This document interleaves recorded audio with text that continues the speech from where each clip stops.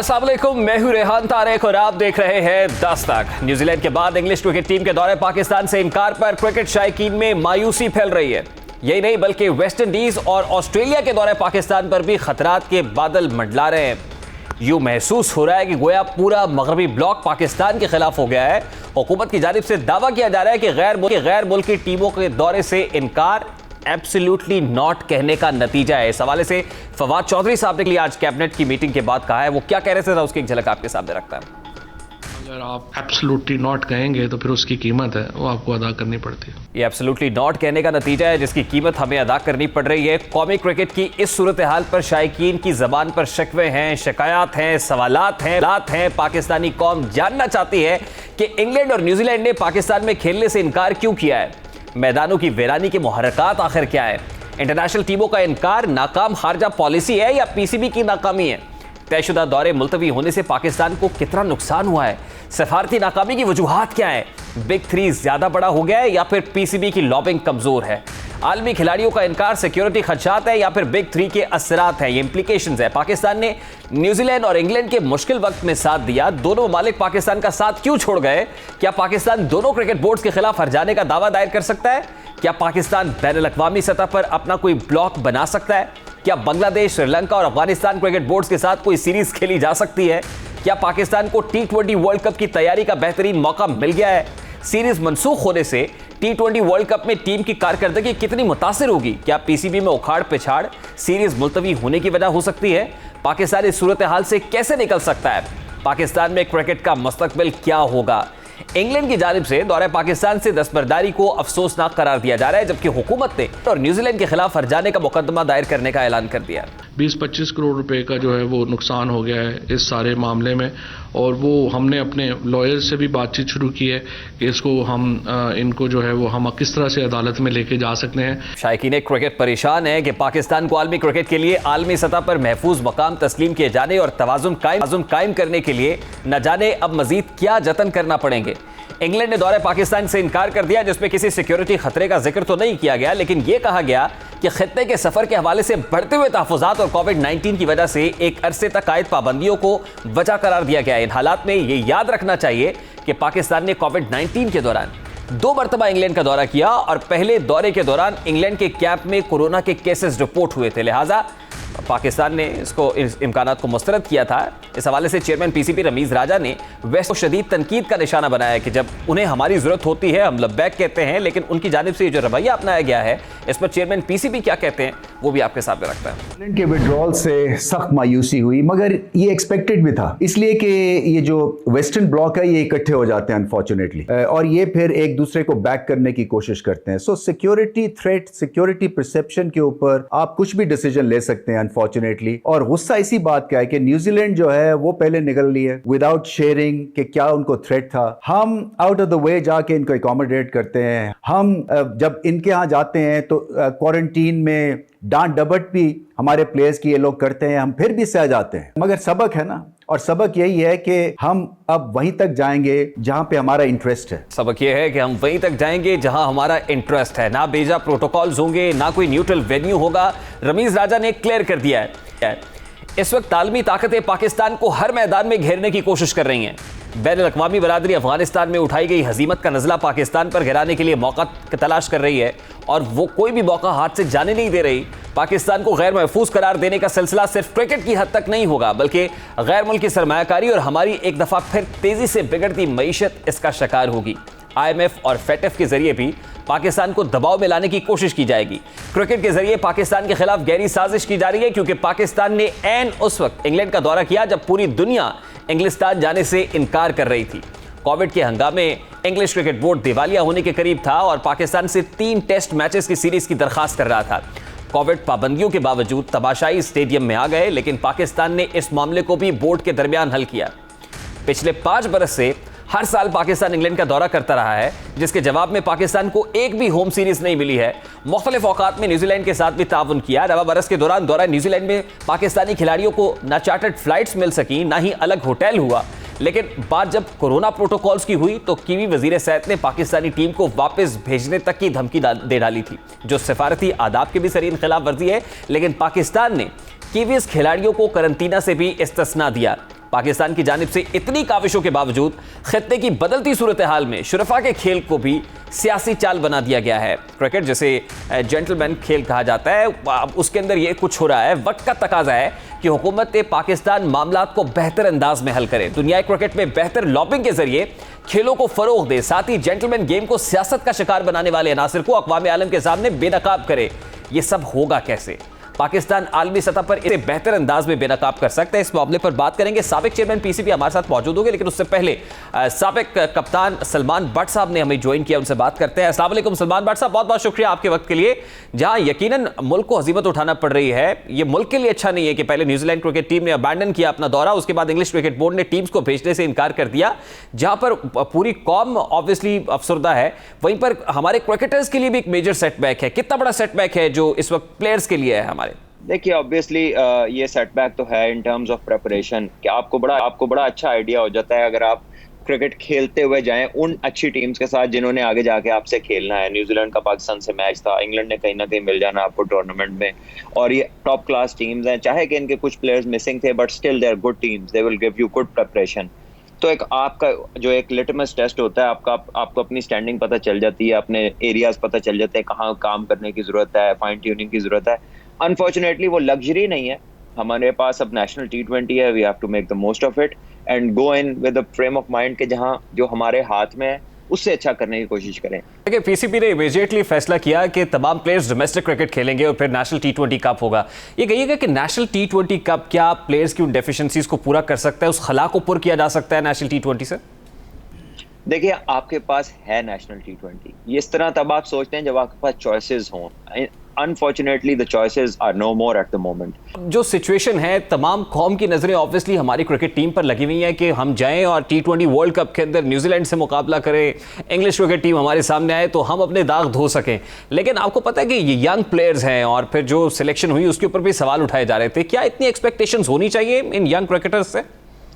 देखें, अभी किसी तरह किया जा सकता है कि don't ask too much of them, इनको कॉन्फिडेंस दिया जाए ताकि ये जाके दलेरी से खेलें। Do not ask them to कि वर्ल्ड कप लेके ही आना है, tell them to give their best. Salman Bhatt साहब, अगर मैं आपसे पूछूं कि आपकी दानिश में ये जो डिस्क्रिमिनेशन हुई है, जो इम्तियाजी सुलूक पाकिस्तान के साथ बरता जा रहा है, वो is the reason behind it, इसके पसे पर्दा आपको क्या लगता है कि क्या वजह बनी है?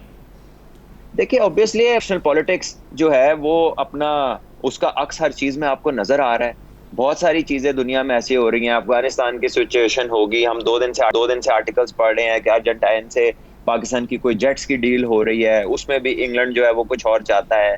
फिर डिफरेंट सिनारियोज हैं पॉलिटिकल, जिसमें पाकिस्तान लोगों की एक्सपेक्टेशन से जरा हट के पाकिस्तान ने काम किया, उनकी एक्सपेक्टेशन कुछ और थी। अब कहीं जोर चलता है किसी का तो वो वहां पर जाके अपना वेट डालने की कोशिश करता है। तो कोई एग्जैक्ट एक पिन पॉइंट नहीं आप कर सकते, मल्टीपल चीजें चल रही हैं और मल्टीपल चीजों का इफेक्ट आ रहा है, but Pakistan should make sure that we do the right thing. देखिए, हमेशा क्रिकेट डिप्लोमेसी की बात की जाती है और क्रिकेट डिप्लोमेसी माजी में भी अपना किरदार अदा करती रही है। अब ये बताइएगा कि जब आप ये बात करते हैं कि we should do right things at the right time, तो फिर वो राइट चीज़ें क्या हैं, वो डायरेक्शन क्या है, पीसीबी को कैसे बिहेव करना चाहिए at this point in time? और खासतौर पर रमीज़ राजा साहब जो इस वक्त पीसीबी को लीड कर रहे हैं, क्या वो ज़्यादा जारे मिजाज हैं, डिप्लोमेटिकली बिहेव करने की ज़रूरत है? क्या तर्ज अमल क्या होना चाहिए इस वक्त हमारा? मुझे आप बताएं कि इससे ज़्यादा डिप्लोमेटिक, रमीज़ भाई तो अभी आए हैं, इससे ज्यादा डिप्लोमेटिक क्या हो सकता है कि 2,000 बंदा इंग्लैंड में कोविड से मर रहा हो और पाकिस्तान की टीम उधर खेलने जाए। न्यूजीलैंड क्राइस्ट चर्च के अंदर मस्जिद के अंदर मासूम मुसलमानों का कत्लेआम हो और पाकिस्तान की टीम उधर खेलने जाए। ठीक है, श्रीलंका में हालात खराब हो, पाकिस्तान की टीम उधर खेलने जाए। वैसे श्रीलंका तो हमेशा पाकिस्तान के लिए भी आया है, लेकिन ये जो बाकी दो मुल्क है जिनको पाकिस्तान ने इतनी फेवर्स दिए हैं, तो उन्होंने थ्रेट बताना भी जरूरी नहीं समझा कि अब पाकिस्तान के जो सिविलियंस हैं या जो आम लोग हैं या हमारी सिक्योरिटी एजेंसीज हैं, वो जितना उन्होंने अच्छा काम किया, क्या उनकी जिंदगियां इतनी जरूरी नहीं है कि बताया जाए?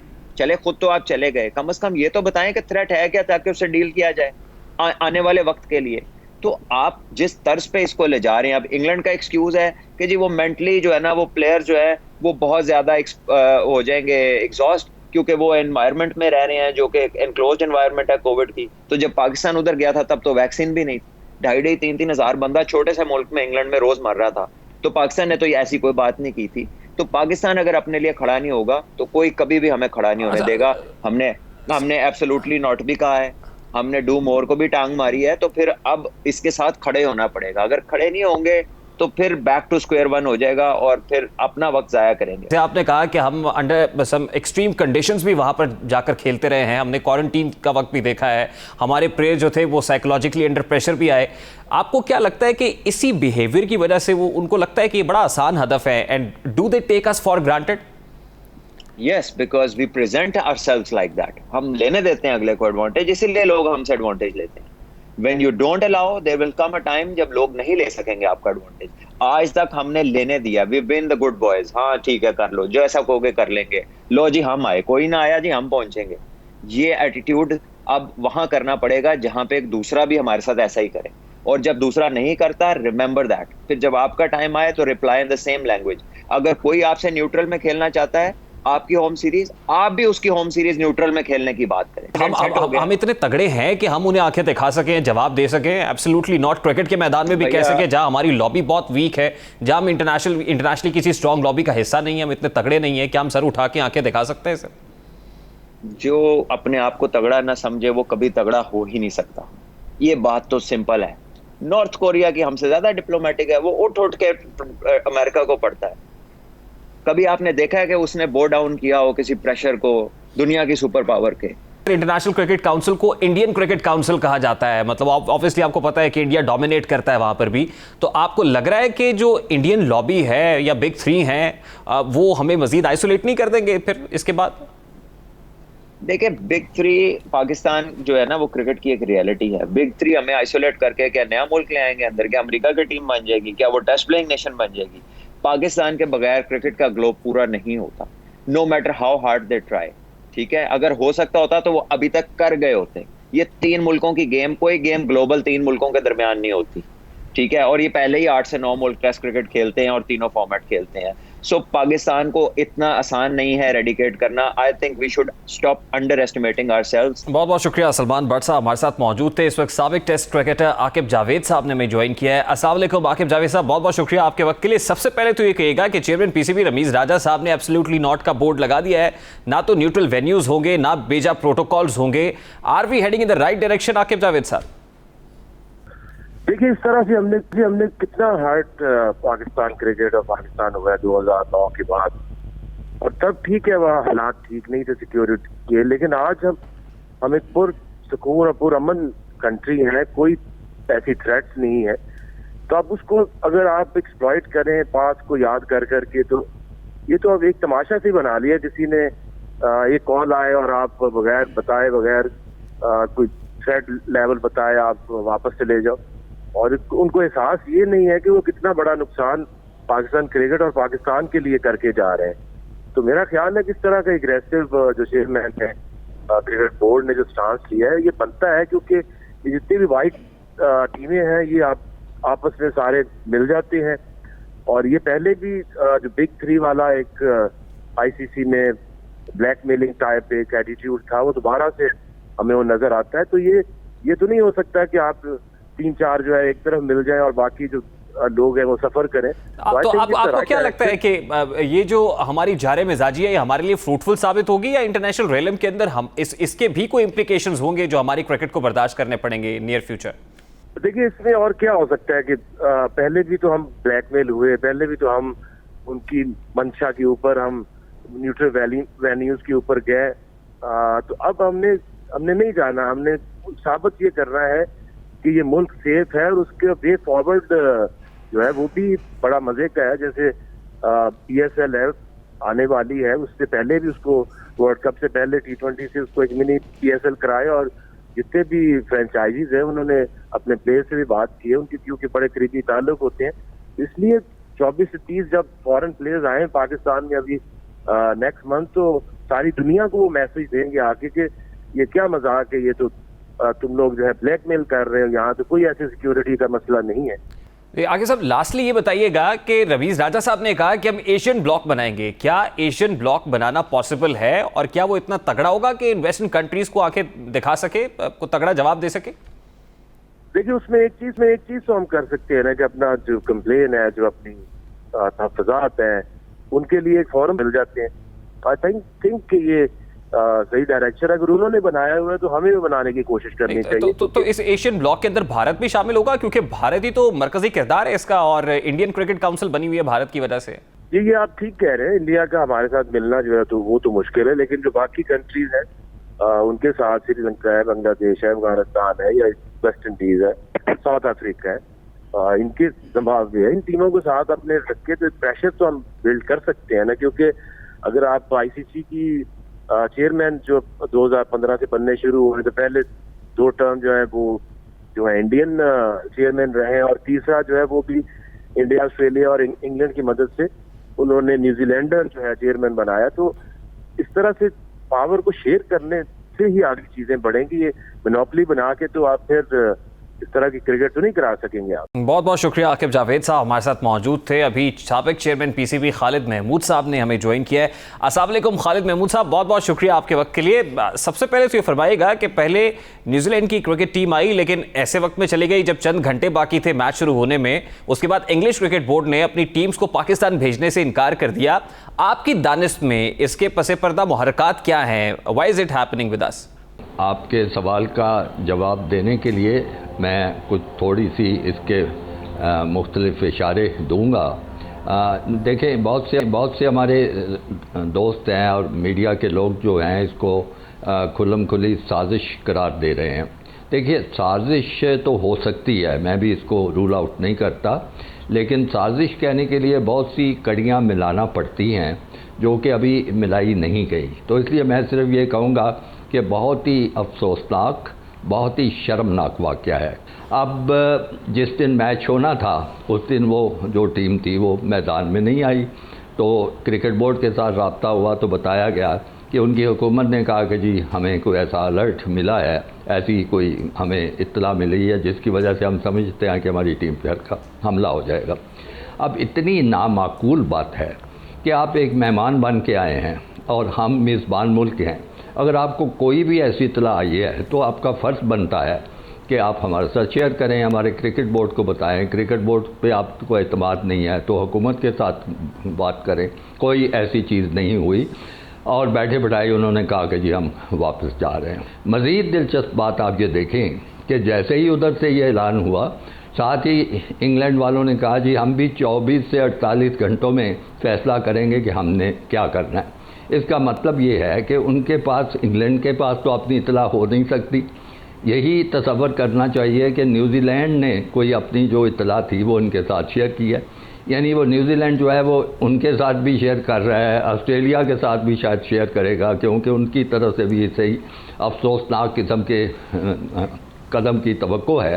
तो सबसे बात कर रहे हैं, हमें नहीं कुछ बताया जा रहा है। अगर इसको क्रिकेट के तनाजुर में देखा जाए तो आपको याद होगा कि इंग्लिश क्रिकेट बोर्ड तकरीबन मिन्नत समाजत पर उतर आया था जिस वक्त उसने टेस्ट सीरीज के लिए पाकिस्तान क्रिकेट टीम को इनवाइट करना था, क्योंकि ड्यूरिंग कोविड जो है उनके पास वो फंड्स तकरीबन डिप्लीट हो रहे थे, खत्म हो रहे थे। तो उस वक्त हमने आमादगी का इजहार किया, हम लोगों ने वहां पर आकर क्वारंटीन भी किया। कुछ ऐसा ही मामला न्यूजीलैंड क्रिकेट के साथ भी है कि हम वहां पर गए, हमने ऐसा फेज बर्दाश्त किया कि जिसमें हमारे जो प्लेयर्स थे दे वर रियली अंडर प्रेशर और मेंटल स्ट्रेस के अंदर थे, क्वारंटीन का वक्त गुजार रहे थे, फिर कुछ तल्ख गुफ्तगू भी उनके साथ हो रही थी, वो सब कुछ सुन रहे थे। Why does it happen with us sir? हम इतना इजी, आसान हदफ क्यों है इन क्रिकेटिंग नेशंस का? मेरा ख्याल है उसकी बजाय सवाल पूछना बनता है कि हम इतना आसान हदफ क्यों बन जाते हैं, हम अपने आप को क्यों इतना सस्ता बेचते हैं। मुझे याद पड़ता है जब इंग्लिस्तान का दौरा हो रहा था उस वक्त मुझसे किसी ने पूछा था और मैंने कहा था कि ज़रूर दौरा कर लें अगर उनकी ज़रूरत है, उसके बदले में आप तय करें कि वो क्या करेंगे, वो कब दौरा करेंगे, कितने मैच खेलेंगे, कब आएंगे, और उसका बाकायदा एक मुआहदा होना चाहिए। और इस बातचीत का कोई असर नहीं हुआ, बल्कि हमारे क्रिकेट बोर्ड की तरफ से ऐलान आया कि नहीं जी हम इस तरह के सौदेबाजी नहीं करेंगे। वो भाई अपने मुफाद की खातर बात करना और अपने मुफाद को सामने रखना और उसको अहमियत देना, उसमें कुछ सौदेबाजी की बात ही नहीं है। बैनुल-अक़वामी सतह पर इस किस्म की बातचीत होती रहती है। तो हमने बड़ी खुशी भागे गए और उस वक्त बताया गया जी हमारे जो चीफ़ एग्जीक्यूटिव, जो इम्पोर्टेड चीफ़ एग्जीक्यूटिव हैं, पैराशूट से क्रिकेट बोर्ड में नाजिल हुए हैं, कि उनके इतने ताल्लुकात हैं कि हमें कोई मुश्किल पेश नहीं आएगी। तो अब आप देख लीजिए कि हमें मुश्किल भी पेश आई है। उन्होंने बहुत ही एहसान फरामोशी का मुजाहरा किया है, खामोशी से ये अपना दौरा ख़त्म कर दिया है। इसी तरह ऑस्ट्रेलिया करेगा और न्यूजीलैंड के साथ भी। मुझे समझ नहीं आती कि जब हम ये कहिएगा सर, बतौर चेयरमैन पीसीबी, एक तो आपको क्या इस तरह का रवैया इख्तियार करना चाहिए? क्या वाकई आपका अंदाज इतना जारहाना होना चाहिए, या फिर इसे नर्म मिजाजी के साथ डिप्लोमेटिकली रिजॉल्व करने की जरूरत है? और फिर क्या आईसीसी बेहतर प्लेटफॉर्म है, या ये बायलेटरल दो कौमों के दरमियान दो तरफा ताल्लुकात की बुनियाद पर ममालिक टू ममालिक तय होना चाहिए? आईसीसी कोई प्लेटफॉर्म नहीं है। बेहतर या बदतर की बात छोड़ दें, आईसीसी प्लेटफॉर्म ही कोई नहीं है। आईसीसी में जान ही कोई नहीं है। उनका एक जो किरदार होना चाहिए बतौर खेल की गवर्निंग बॉडी के, काफ़ी अरसे से उन्होंने ही किरदार अपना अदा करना छोड़ दिया हुआ है। How to get away with this? समझता हूँ नहीं जी, you don't have to get away. आपने इस पर बड़ा जारहाना अंदाज जो है, लेकिन वो अंदाज फ़र्क होना चाहिए। आप जहाँ से ख़राबी हुई है, जहाँ से ये बुराई ने जन्म लिया है, वो है न्यूजीलैंड और उनका क्रिकेट। अब हमने उनसे पूछने की कोशिश की है कि आप बताएं जी कौन सी अलर्ट है आपके पास। उन्होंने कहा जी हम शेयर नहीं कर सकते। अब आप उन पे जितना भी मुमकिन है सियासी दबाव बढ़ाएं, उन पे सफारती दबाव बढ़ाएं, और अगर ये दोनों दबाव काम नहीं करते तो आप बेशक कानूनी कोई दबाव ला सकते हैं, लाएं, उनको मजबूर करें कि जी आप बताएं, आप इस तरह हमारे साथ नहीं कर सकते। आपने आए हैं, हमें बेइज्जत किया है, हमारी शोहरत दागदार की है। ऐसे ही है किसी के घर में आया और उसको कोई बुरा भला कहे कि वापस चला जाए, तो आपको हमें बताना पड़ेगा। सर अनफॉर्चुनेटली अभी तो हमारी लॉबी मजबूत नहीं है, ना हम उस मजबूत लॉबी का हिस्सा है कि जो इस वक्त प्ले कर रही है, मैनिपुलेट कर रही है। तो क्या हम उस लॉबी का हिस्सा बन के तगड़े हो सकते हैं, या आपको लगता है कि हम जो कमजोर कंट्रीज हैं, जो कमजोर ममालिक हैं, उनको मिलाकर कोई नई लॉबी बनानी चाहिए हमें? जी, जो मजबूत लॉबी जिसकी तरफ आप इशारा कर रहे हैं, हम उसका हिस्सा बन नहीं सकते। ये नहीं कि हम बनना नहीं चाहेंगे, वो हमें बनाएंगे ही नहीं, क्योंकि उनके मफाद फ़र्क हैं, हमारे मफाद फ़र्क हैं। हमारी मजबूरी है कि जो बचे खुचे बाकी मुल्क हैं, कितने मुल्क हैं, 9-10 मुल्क तो हैं टेस्ट क्रिकेट खेलने वाले। हमारी मजबूरी ये है कि हम उन्हीं को, चाहे कमज़ोर महाज बनता है, उस महाज को बनाएं। उनकी कुव्वत होती है। देखें, जब 2-4 मुल्क इकट्ठे हो जाते हैं तो उनकी कुव्वत होती है। सब लास्टली सर ये कहिएगा कि ये मामला cricket board to cricket board resolve होगा, या फिर आपको लगता है कि गवर्नमेंट टू गवर्नमेंट जो है इसको डील करना पड़ेगा? मेरे ख्याल में हर सतह पे कोशिश करने की ज़रूरत है। इस मामले को हर सतह पर टेकअप करने की जरूरत है। साबिक चेयरमैन पीसीबी खालिद महमूद हमारे साथ मौजूद थे। अभी एक ब्रेक लेनी है, ब्रेक के बाद वापस आएंगे, बात करेंगे कि बिजली एक बार फिर क्यों महंगी होने जा रही है। इस सब मामले को उठाएंगे इस ब्रेक के बाद। हमारे साथ रहिए।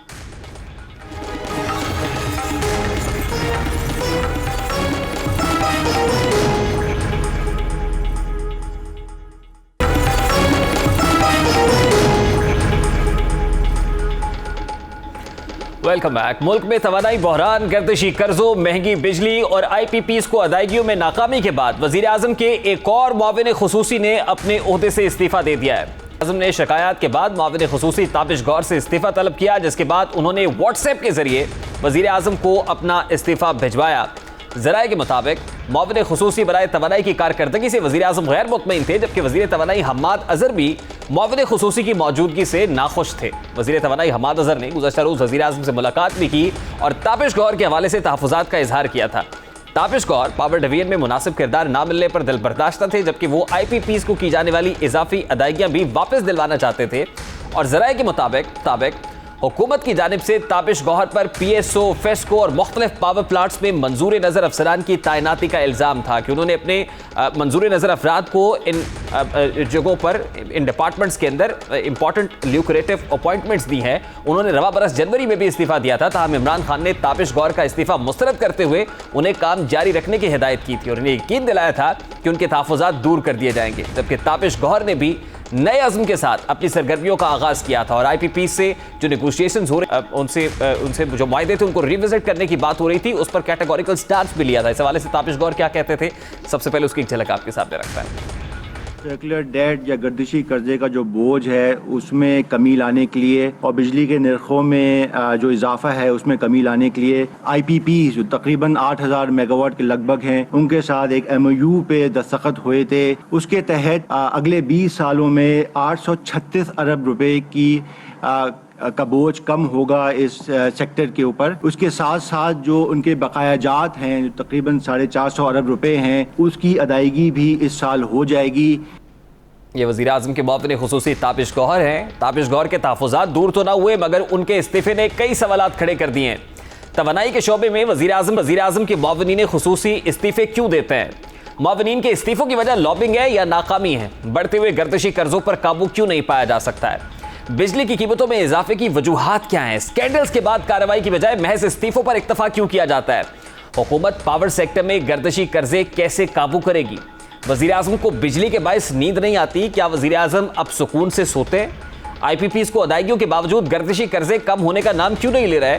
इस वक्त हुकूमत के लिए पावर सेक्टर के गर्दिशी कर्जे बन गए हैं। हुकूमत ने 35 माह में 71 साल से जायद गर्दिशी कर्जे में इजाफा किया है। जो 71 सालों में इजाफा नहीं हो सका वो सिर्फ 3 सालों में हो गया है। गर्दिशी कर्जे 2228 अरब रुपए पर पहुंच गए हैं। मौजूदा हुकूमत के 35 माह में सर्कुलर डेट 1176 अरब रुपए बढ़ा है। अगस्त 2018 में सर्कुलर डेट का हजम 1148 अरब रुपए था। हालांकि हुकूमत ने गर्दिशी कर्ज सिफर और IPPs को मुकम्मल अदायगियां करने का वादा भी किया था। हुकूमत माजी में क्या वादे करती थी और उसके बरक्स हुआ है, जरा वो वादे आपके सामने रखता है।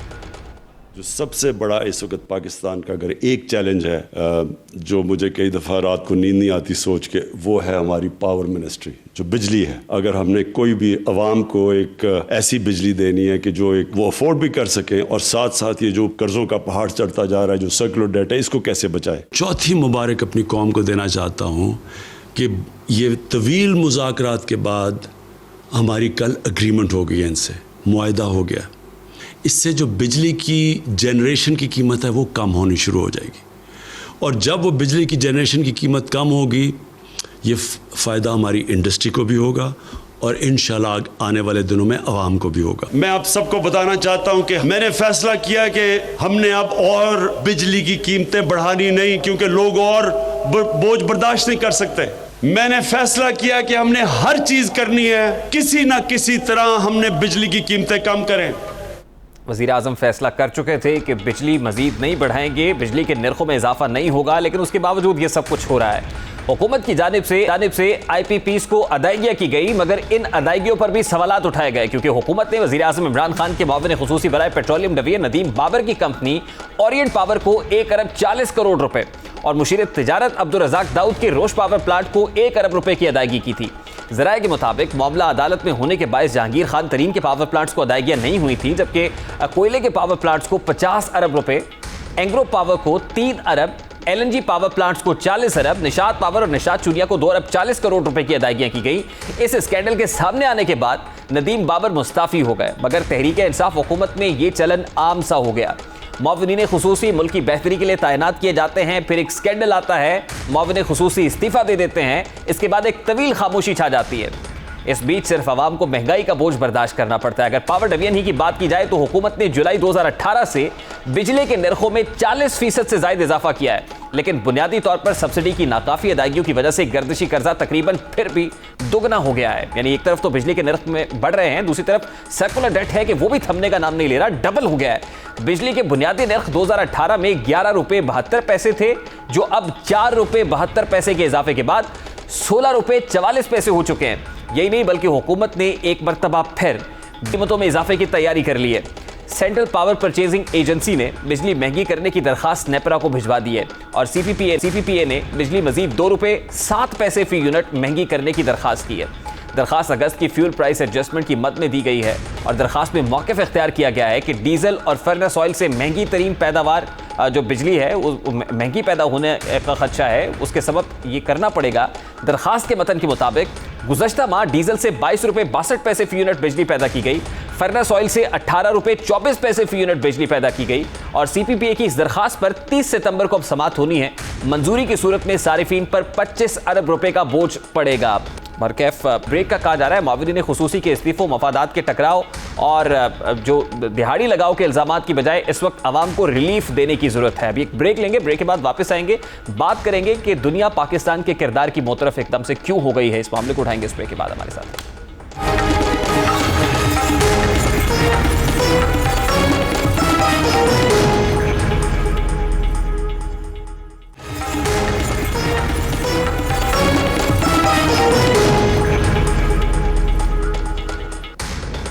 Welcome back. वज़ीर आज़म पाकिस्तान इमरान खान ने अब से कुछ देर पहले आलमी नशरियाती इदारे BBC से बात की है और अफगानिस्तान के इशू पर बड़ा कैटेगोरिकल स्टांस लिया है, जो बार बार कह रहे हैं कि अफगानिस्तान और तालिबान से मुताल्लिक कुछ भी कहना क़ब्ल अज़ वक्त होगा, कोई हतमी राय कायम नहीं की जा सकती है। अभी बहुत सारी क़यास आराइयाँ हो रही हैं, सवालात उठाए जा रहे हैं, जबकि वज़ीर आज़म इमरान खान ये कह रहे हैं कि सबको कंसेंसस के साथ लेकर चलना होगा और कोई भी राय हतमी तौर पर कायम नहीं की जा सकती। अब अफगानिस्तान से इत्तेहादी अफवाज के इनखला के बाद मगरबी दुनिया में पाकिस्तान के खिलाफ प्रोपेगेंडा किया जा रहा है। भारत इस प्रोपेगेंडे में कलीदी किरदार अदा कर रहा है, लेकिन आज अफगानिस्तान के नायब वजीर इत्तलात ज़बीउल्लाह मुजाहिद ने मगरिब के तमाम तर प्रोपेगेंडे को बेबुनियाद करार देते हुए कहा है कि पाकिस्तान अफगानिस्तान के दाखिली उमूर में मुदाखलत नहीं कर रहा और अफगान हुकूमत मुल्क की बेहतरी के लिए पाकिस्तान समेत दीगर ममालिक के मशवरे का खैर मकदम। ज़बीउल्लाह मुजाहिद को सुनता है। मुजाहिद ने कह रहे थे कि इमरान खान साहब की जो ऑफर थी या उनकी जो कोशिशें हैं अफगानिस्तान में इस्तेहकाम और हुकूमत साजी के हवाले से, वो कह रहे हैं कि इंतहाई अहम डेवलपमेंट है, इसको दाखिली मुदाखलत की नज़र से ना देखा जाए। कतर और पाकिस्तान और चीन जैसे ममालिक अफगानिस्तान में इस्तेहकाम के लिए सरगर्म है। इमरान खान साहब के बयान का उन्होंने खैर मकदम किया है। जो वज़ीर आज़म इमरान खान कह रहे हैं, दूसरी तरफ से भी उन बयानात का खैर मकदम किया जा रहा है। भारत और मगरबी ममालिक का प्रोपेगेंडा अपनी जगह, मगर आज भी दुनिया अफगानिस्तान में पाकिस्तान के किरदार की मुतरफ है। अमरीकी सहाफ़ी ग्लेन बेक ने अफगानिस्तान से सहाफ़ियों और अमरीकियों के इनखला में मदद पर वज़ीर आज़म इमरान खान और पाकिस्तानी अवाम से इजहार तशक्कुर किया है। सहाफ़ी ने सोशल मीडिया पर अफगानिस्तान से इनखला में वज़ीर आज़म की मदद की कहानी बयान की और कहा कि कई आलमी रहनुमाओं से रब्ता किया लेकिन कोई सामने ना आया। पाकिस्तान के वज़ीर आज़म इमरान खान से मदद का कहा तो फौरी तौर पर अस्करी सिविल वसाइल और अज़्म के साथ सामने आए। उन्होंने कहा कि पाकिस्तानी अवाम और वज़ीर आज़म की तरफ से की जाने वाली मदद का शुक्रिया, उसके लिए अल्फाज नहीं है कि अल्फाज में शुक्रिया अदा किया जाए। सहाफ़ी ने वज़ीर आज़म को ख़त में लिखा कि मज़ार शरीफ से अमरीका और नेटो इत्तेहादियों और ख़वातीन फुटबॉल टीम के इनखला में पाकिस्तान के ताउन ने साबित कर दिया, माजी करीब में होने वाली तनकीद के बावजूद पाकिस्तान अमरीका का हर तरह के हालात में बेहतरीन साथी है। अफगानिस्तान की बदलती सूरत हाल पर पाकिस्तान की गहरी नज़र है, क्योंकि काबुल के हालात से बराह रास्त पाकिस्तान मुतासर होता है। गुज़श्ता माह तालिबान के अफगानिस्तान के दारुल हुकूमत काबुल पर कंट्रोल के बाद से पाकिस्तान सलामती और अमन के लिए आलमी बरादरी के किरदार पर जोर देता आ रहा है और इसके लिए तमाम धड़ों पर मुश्तमिल हुकूमत बनाने का हामी भी है। सवाल यह है कि पाकिस्तान के लिए अफगानिस्तान अहम क्यों है? पाकिस्तान अफगानिस्तान की किस हद तक मदद कर सकता है?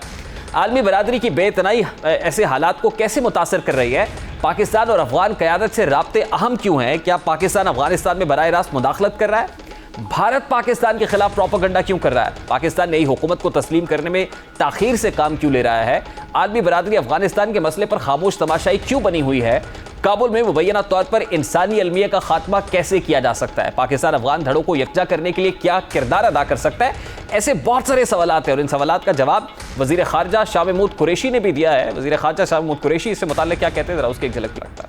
I don't think anybody is in a rush to recognize at this stage, and Taliban should keep an eye on that. They should understand that if they need international recognition, assistance, which they will, in my view, then they have to be more sensitive and more receptive to international opinion. अभी एक break लेंगे, break के बाद वापस आएंगे। पाकिस्तानियों के लिए कोरोना से बड़ा खतरा पैदा हो गया, ये खतरा क्या है बताएंगे इस ब्रेक के बाद।